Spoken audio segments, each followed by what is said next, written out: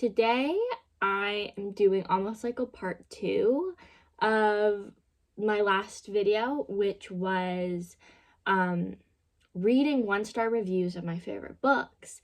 This video being reading 5-star reviews of some of my least favorite books. I have the same disclaimer for this video as I have for my last video, which is that I don't have the best memory of all of these books because I read them like years ago. I don't know if my opinion would be different now or if it would just be fresher, but I'm just going off of what I remember. So if you have any thoughts on my thoughts, let me know. The first book I'm going to start off with is Brave New World by Aldous Huxley. Is that how you say his name? The thing about this book is that, before we even get into the review, the thing about this book is that I actually really like the idea of it, and the message that it's trying to portray I think is really interesting and really important. Feeding into just giving us like everything we want as a form of control is really interesting, and I think especially in our modern day where we like are so addicted to like our phones and all of these just like very base level like wants. You know, I think it's a really interesting book, and my problem with it is not really about that. I think that there were certain aspects in the way that the story was that I really didn't like. So let me just read the review I picked. I don't know how much I'll be reacting to the review specifically, and not just like sharing my opinion, because I couldn't really find good reviews that had like points that I like disagreed with, because my problem with it isn't what it's trying to say, it's like how it said it pretty much. So let me just read a review. Ford and Freud, machinery and sexuality, these cosmic signs rule the world. Consumers and conformists constitutes an ideal society. No more childbirths, human beings are cloned in batches, population is strictly divided into castes, sexual promiscuity flourishes, but love is unknown. Oh wonder, how many goodly creatures are there here, how beauteous mankind is, oh brave new world that has such people in it. William Shakespeare, The Tempest. One fine day, from the Mexican reservation straight into the brave new world, the savages brought. In total isolation and among the uncivilized natives, he thoroughly scrutinized the complete works of William Shakespeare, and now, infected with the unhealthy poetic ideals, he falls in love. However, the old fiction turns out to be incongruous with the new reality. Consumerism and conformity, it feels so much like today. So again, my like response really doesn't have much to do with this 5-star review, because this is just like kind of a quote and like just some things about the book. But I guess my problems with Brave New World come in with, I didn't like the tone of the book. The writing, I found it to be, and I didn't like our characters. I didn't like the tone of the book. I didn't like the characters. I think our main character, Marx, I didn't care for him because he came off very... We're supposed to believe that he is very different from like everybody else in the society. There's all this talk of it, but we're not ever really given a reason why. And, you know, we're supposed to see that like, oh, he doesn't like just like having random sex, and like he's not getting along with his peers and like these things, and it makes him different. But we're not really given a reason like why is he having that experience, why is he different, like why is that existing? And I don't really like that. And it kind of, the tone of the book where he feels this way and then sort of everybody else is like validating it. There's something about it felt like sort of like kind of like a pick-me boy. I don't I feel like that's such a weird take on like an old classic dystopian, but it just kind of being like, I'm different from everybody else, I don't fit in, like, but then we don't really see, like, I feel like we're just told that about his character again and again and again, but we're not really seeing why, you know what I mean? My other problem with this book is how the female characters are portrayed. And as a woman reading a book, I think that that's a valid reason to, like, not like a book. I think that there are people who can very much so overlook that aspect of it, but I'm not one of them. In a lot of ways, we're supposed to believe that a lot of the people in this society are very superficial, that they only care about certain things. But all of the major male characters that we follow in this book are portrayed as being like the black sheep, where it's like they don't fit into that. But then the only female characters we do have, I feel like, are supposed to represent like how superficial the society is and how that they're just obsessed with these very like, you know, like consumerism and like and just like these things are controlling them. I feel like the women are the example of the bad parts of the society, and the men in the book are supposed to be like the outsiders of it, where you have March's character who for some reason isn't like the other boys and feels different and doesn't get it, and then you have the Savage, of course, who is quite literally from outside the community, you know, he's not from there. And then any of the other more prominent characters are like sort of like higher up in the society where they're more in control.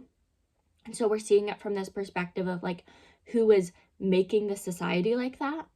But then all the female characters are just, I feel like, supposed to represent the superficial bad parts of the society, which I think sucks. And I feel like the part that annoyed me the most in the book is when Marx and Lenina, I think that's their names, right? They go to Mexico on like a vacation. And they meet the Savage and they're like, oh my gosh, another white person, what are you doing here? And Marx talks to the Savage and is like, what is going on? Why are you here? How did you get here? And is like getting the details. And then the dialogue between the two women, the Savage's mother and Lenina, is, oh my gosh, what are you, oh my gosh, your clothes are so cute. Your clothes are so cute. Oh my gosh. It makes me so mad. That scene specifically made me so mad. I don't know. And I think that really, like, to me, showed like how he was treating the female characters compared to the male characters. And I really didn't care for it. You know, I don't want to read something that only reduces women or like uses women to show like the worst parts of society, because that's how I felt like it was being treated. So I didn't have a good reading experience with it, and that's really why it was one of my least favorite books. I think that the idea is amazing, and I think it really does like say something, you know what I mean? But I don't think it's an enjoyable or good book, you know? In my opinion, I didn't enjoy reading it, and I think it is mostly from this aspect of like reading it as a woman and those things annoying me. So yeah. The next book is Daisy Miller. The review says, Daisy Miller is a sociological and psychological study of Europeans and American beliefs in the 19th century. Daisy is a young American girl vacationing in Switzerland. She is carefree, outspoken, outgoing, and flirtatious. She doesn't differentiate between a waiter and a courier or a gentleman. As a result, the vacationing high society shuns her and she becomes an outsider.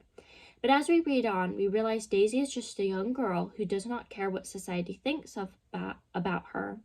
She is an unsuspecting, innocent soul, enjoying her time while she can. I think this is the same thing. I feel like with 1-star reviews, you have a lot of people who will give like kind of specific reasons for you to like go against or like something. But this is like almost sort of just like a summary. So with my opinion on Daisy Miller, why I didn't like it. Surprise, surprise. I think it's similar to Brave New World. Probably quite a few books here are. And my problem with Daisy Miller,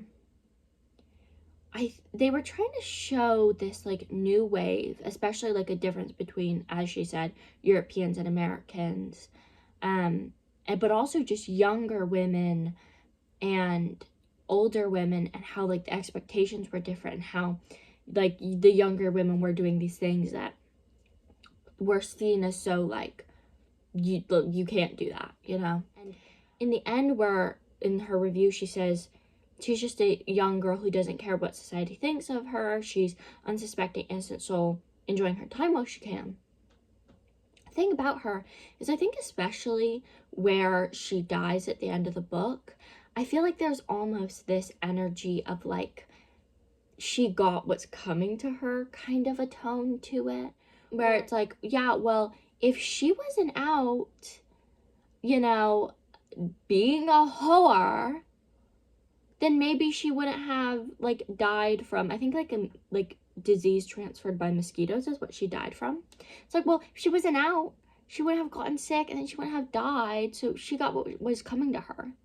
To me, that's what the tone of the end of the book kind of felt like, where to me it didn't really feel like we were supposed to be sympathizing with her, or like having this understanding of like where she was coming from, or taking her perspective. It just kind of felt like, yeah, like there's this carefree girl and she's flirtatious, and of course, and I think a lot of the problem comes from it being through the eyes of a man. I don't really want to read a book about like women like going against the grain and out of expectations to live the lives they want to live through the eyes of a man. Like, I don't know if I really care about his perspective. You know what I mean? And especially a man who he like sort of likes her. He's sort of pursuing her in the book. And then I believe, again, I haven't read this book in eons, but I believe she starts hanging out with a different man, and then he's upset with her about it. And it's like that whole thing. It's like, I just don't care about it. I just don't think it's very good. I don't really get what is really supposed to be being said, and I think that it's boring. And I think that the thing it's trying to represent, it's not representing well, and that it's almost like the opposite. Like, I feel like her dying at the end is her like getting punished. Next book is The Anthem by Ayn Rand. This is the only book I've read by Ayn Rand, but I really didn't care for it. The review is, neither a science fiction masterpiece nor a futuristic predicament. Anthem is a personal reaction to the collectivist system dominant in the Soviet Union and its modernized colonies for more than 7 decades. Assumed too much reactionary by leftist intellectuals for rather a long time. It depicts the apocalyptic chaos in a world ruled by collectivist thoughts in the same way that Orwell's 1984 builds it. For instance, you can think of a world after the nuclear crisis and then comes to the meaning of nothingness. But forgetting all about suspense and action, it defines what it means to forget individuals for the sake of a system. Discovering the world I, when every ruler in any part of the world assumes all individuals his own nation and labels them with the world we, appears to be a necessity, and a necessity for preventing disaster like a great world war. Needless to say that Rand is haunted by the symbols in a simple narrative and anthem, but reading it as an enlightening manifestation, obviously written with hostility, contempt, and anger, paves the way to get more familiar with her invaluable reflections on the modern world. I find that the way that she talks about this idea of like collectivism to be very like simplistic, I think. And I feel like she really tried to do certain things and I don't think it was working. I think that a lot of the things came too easy to our main character. I don't remember his name. I think he had a number as a name. And then, oh my gosh, that's the crazy thing about this book. He has like a number as a name or something. And then what does he call himself? What does he call himself in this book? Prometheus, right? Okay, yes. Okay, I found it, guys. That's the craziest thing about this book. His name is, okay, is Equality 7 M-2521. But then later, he names himself Prometheus. This is crazy to me. It's crazy to me because let me give a little explanation of the book. Everybody lives in a society where you everything's a collective. You don't really have any like personal choice. Like you get a job assigned to you. You like can't like pick a partner and have a partner. You just like get picked for like, I think like mating. Like I think it's just for mating, I believe. I don't know if that's right for sure. But it's either like, I think you get picked and then you have sex and it's like just for mating. Like it's just like, okay, she's ovulating, like you're the breeding mare. But anyway, so there's no romance. You don't get to pick a job. You have a dumb number name. Okay, and so this guy, I think he's a street sweeper or something. And some shenanigans happens. And he like falls into like an old, I think it's like a subway station or something, like under the ground. And he finds a light, like a broken, like it's like an old light.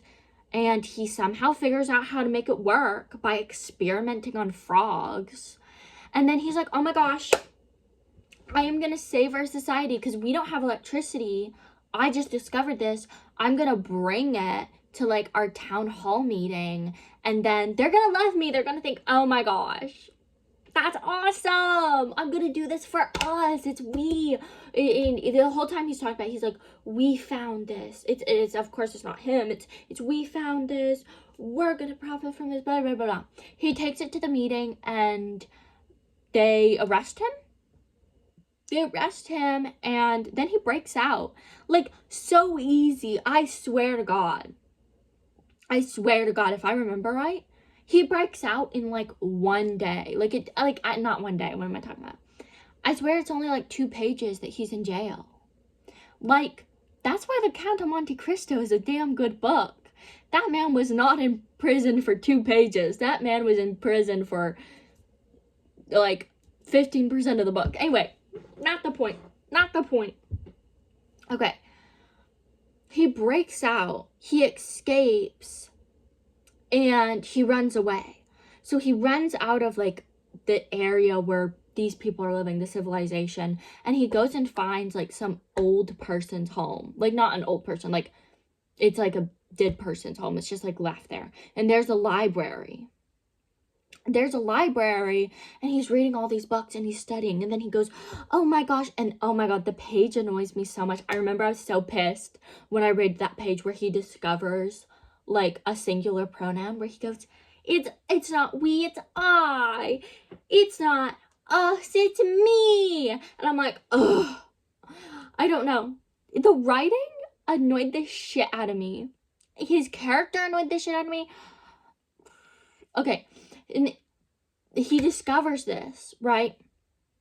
And then there's this girl that he wanted, that he liked, that he like broke the rules to talk to, and she followed him after he escaped, and then and now that he's discovered the individual pronoun, he decides to name himself Prometheus because he brought people light.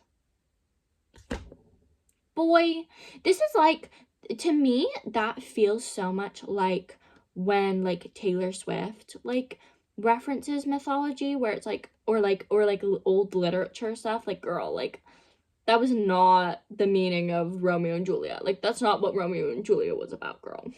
That was not what it is about. Like, it just feels so like, I don't think we read the same book. Because first of all, the audacity to name yourself Prometheus. I mean, that guy has an ego. That guy has an ego. But he names himself Prometheus, but the whole point of Prometheus is that he brought humans fire to like help them.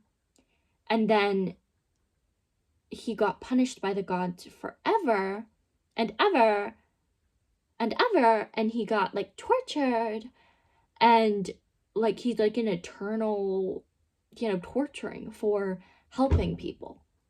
How is this different from Anthem? Number one, he didn't actually give anybody light. It's not like he discovered it and then the people revolted and they now have light now, but he's being internally in prison. No, he helped zilch no one, and then he went to prison for like a day or like 2 pages or whatever it is. So quick. And then he escapes like unscathed. And like, again, like, if you're gonna write, like, again, like, that's why like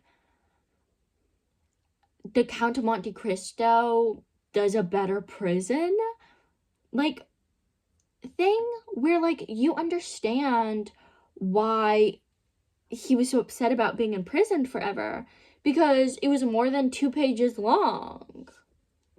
Boy, like, even 1984 had a better like prison scene, or like, and torture scene. And Anthem, it just wasn't there, girl. It was not there.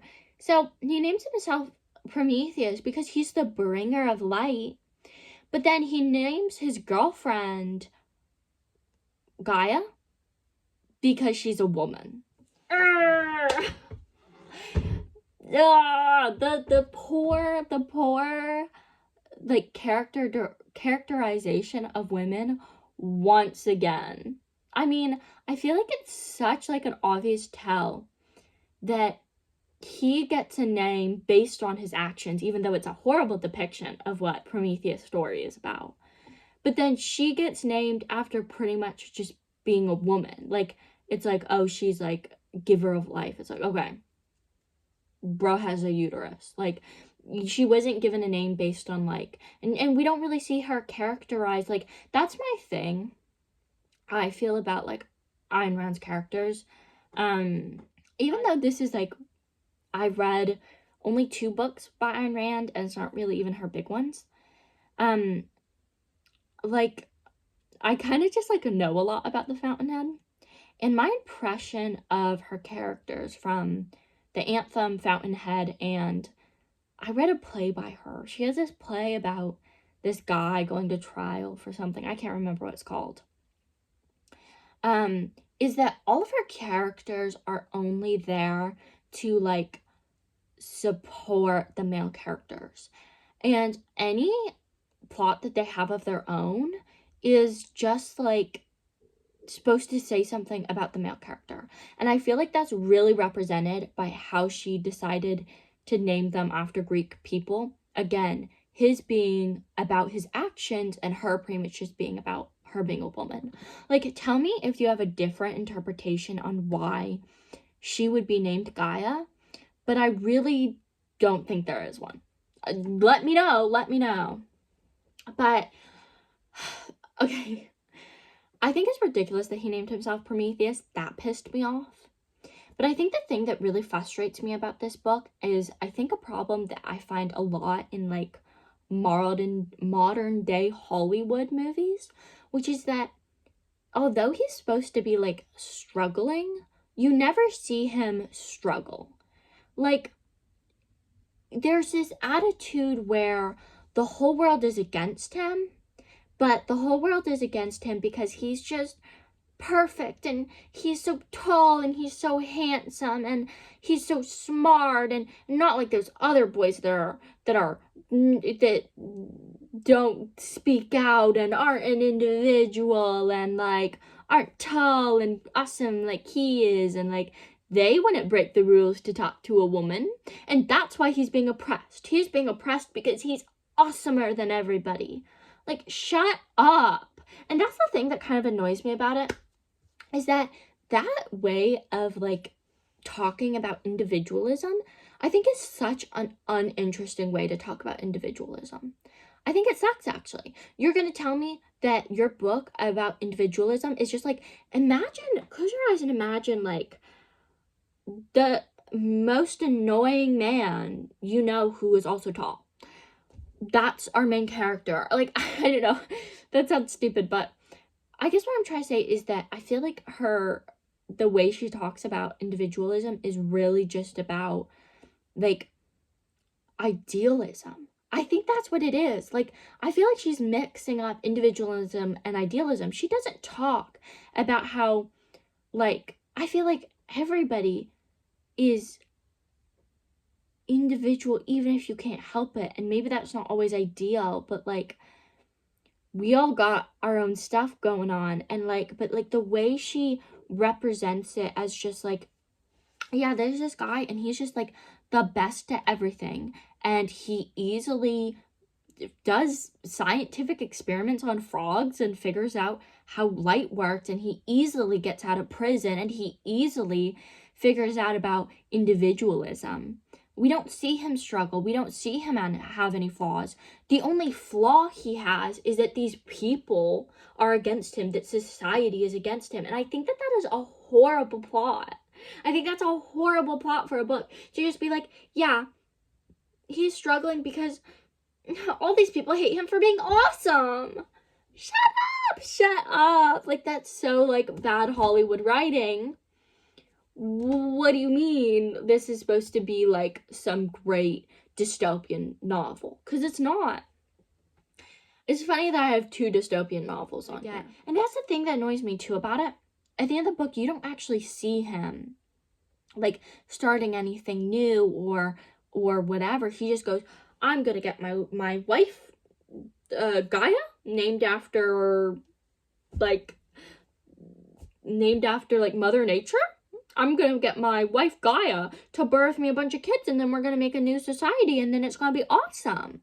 But we don't see him do anything hard. We don't see him do one single thing that's hard. My last one is a more recent book, and I actually really, it's a sequel. I actually really like the first one, and then I don't know what happened. I started hating the second one. Okay, Us Against You by Frederick Bachman. Beartown is one of those masterpieces that steals your soul and captures an important part of your mind, making you feel for the characters and see the town as a living, functioning organism, and it struggles and challenges to find its place on the map. Unfortunately, the town's identity is tied to hockey. When winter comes, its people get more excited, vivid, and energized because that means the hockey season is about to start. After reading the epic ending of the first book, I thought, okay, that's incredible. No other book by the author can surpass this book's soul-crushing, powerful effect on me. I wanted to believe that after the book ended, all these characters had their happily ever afters, and I already dreamed of a beautiful future for Maya, Benji, Anna, Leo, and Romana. But when I picked up this book, my sweet Disney-type flowers and dancing elephants kind of happy endings were shattered into pieces. Yes, the author's dark, harsh, realistic slaps were ready to shake me to the core one more time.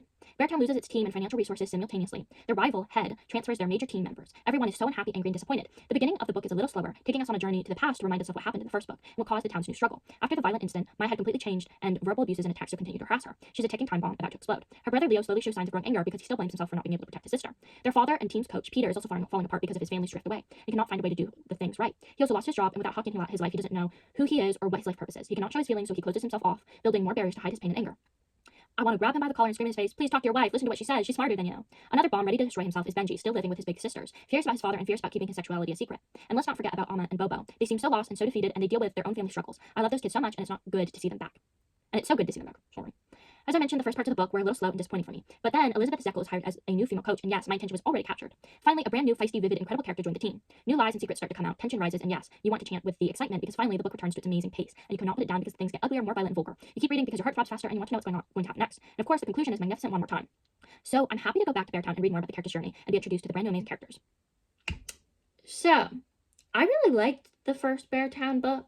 I remember I was just really engaged with it. Like, I would just, like, sit down and read for hours, which, although I really like reading, I unfortunately have, like, rotted my brain on Instagram, and I have a bad attention span. So it's actually kind of hard for me to sit down for a while and, like, fully, like, and read a book, for, like, hours at a time. Usually once I get to an hour, I'm like, my attention span just goes away. My problem with this book is I had a couple. One being all of the gang stuff felt very just like very dramatic but not realistic. The book is not mature enough where it really wants to talk about gangs, but then it wants to make this very, like, mafia-esque vibe. I don't know, it just felt so, like, choose. Do you want to have a really dramatic gang in it? Or do you want this book to, like, be more, like, palatable? It just felt, like, really unrealistic where it felt really dramatic in some ways, but then not. You're still supposed to, like these characters who are in a gang, who are supposed to be, like, threatening people, so they can't do anything actually horrible. And it just felt very, like, sort of, like, cheesy. Like, it felt very, like, Riverdale kind of gang, where it's like, let's take it out on the ball field. And it just wasn't doing it. You know, I couldn't take it seriously enough, but then it felt like it wanted me to take it really seriously. And I feel like it also tried to talk about a lot of, like, complicated things, but that it felt very, like, watered down and palatable, where it's like, there's this kid and he's gay and he plays in a sports team and he's, like, afraid of how the other people are gonna treat him. But, like, it's, like, the most, like, lukewarm take on it ever, where, I don't know, it's just, like, it just feels very, it doesn't really feel, like, again, it feels very, like, almost like Riverdale, like, where it's, like, if there's any, like, bigger problem they're trying to talk about, it's just, like, it's not well portrayed, and I just felt like, you know, even with the first book, with, like, how they talked about rape, like, it's just, like, I think that it tries to tackle a lot of, like, really big problems, and it doesn't do it very well. It feels very, like, lukewarm, kind of takes very, like, not really going into the problems enough to have, like, an interesting conversation about it.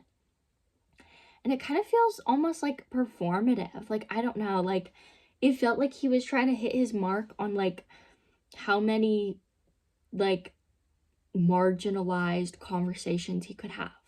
You know what I mean? Like, you're having the, like, class kind of problem where it's like, well, this guy's rich and this guy's really poor, and what does that look like? And then this girl, and she gets raped, but then she's blamed for it and she's being bullied, and what does that look like? And then this kid, he's struggling with his sexuality and being accepted for it. What does that look like? And then these people, they're getting a divorce, and what does that look like? And this kid is, like, becoming, like, angry teen radicalized. What does that look like? It just felt like it was doing too much, and it won't have an actual good conversation about any of them. And I didn't care for that. It felt just very, I don't know. and by the second book, I think also, like, with Elizabeth Zekel's character, I hated her character. Where it's the same thing where it's like, you're a female in a male-dominated industry. Like, what does that look like? But then it's just like, you don't really have a conversation about that. She just doesn't care. It just completely unfazes her. She could not give less of a shit. She, like, doesn't even want people to, like, acknowledge that that's happening. And then, like, I don't know, it just, in her character, I feel like it's supposed to be representing where it's like, yeah, women can, like, not be little, like, crybaby sissies. Did you know that? I don't know, it felt like they were trying to portray her as, like, almost, like, autistic in a way. Like, I felt like that's what they were trying to go for, where she, like, doesn't get social cues, and she, like, is just, like, very straightforward. But it felt so horribly poorly done. I feel like that's my whole take on it, is that it's like, they try to talk about 500 things, and he doesn't talk about one of them in an actual well-done way. Okay, I feel like this was really all over the place because I haven't read these books in a long time. It's not fresh. And also, it felt, like, really different. Where when people leave bad reviews, they'll leave, like, almost, like, even bullet points. But a lot of the 5-star reviews were just, like, people were just, like, quoting. Like, they would just put in, like, quotes from the book. I guess that could be fine to react to, but it just didn't feel the same. I don't know.